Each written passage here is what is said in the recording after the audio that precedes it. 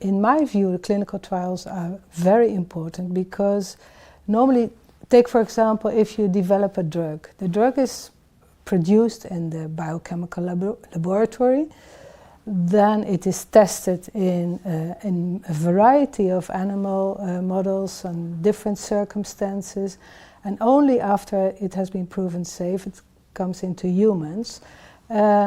First in normal subjects without the disease, and after that in patients who have the disease. And so only when studying the patients themselves, you get the final answer to the question you have and to find the new drugs. So, for example, asthma, which is the subject of U-BIOPRED, severe asthma, is very complex. Many aspects, and there is no animal model that can mimic all the aspects of that complex disease.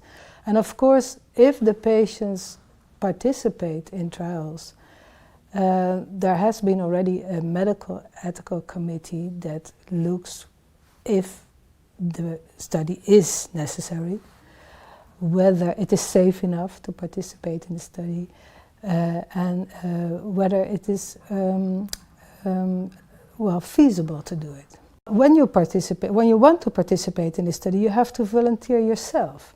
Because for doctors it is often very difficult to ask patients to participate, because patients might feel obliged to say yes, whereas otherwise they would have said no.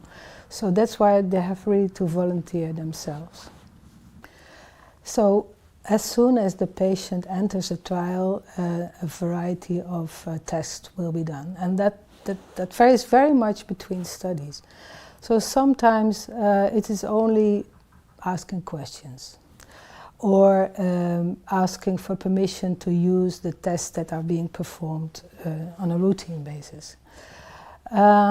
If it is a drug trial, patients are being asked to take drugs. And in the case of studies about mechanisms, sometimes it is necessary from a research point of view to have tissue that is obtained via a method that is not normally performed in the clinic just for the treatment of the patients. So, for example, in the U-BIOPRED, we ask the patients to give sputum by a procedure that is called sputum induction, which is not a normal test in routine practice, or even to undergo a bronchoscopy, because then we can take small samples of tissue from the airways where the problem is to study that, for example, under the microscope.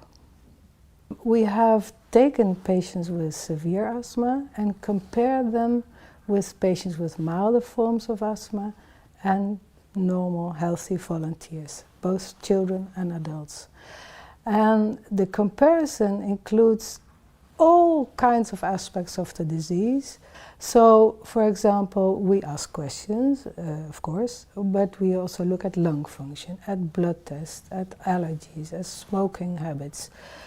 We look at urine, sputum, even the molecules in exhaled breath we analyze. And of course, hopefully also there will be enough tissue from the lungs itself via bronchoscopy.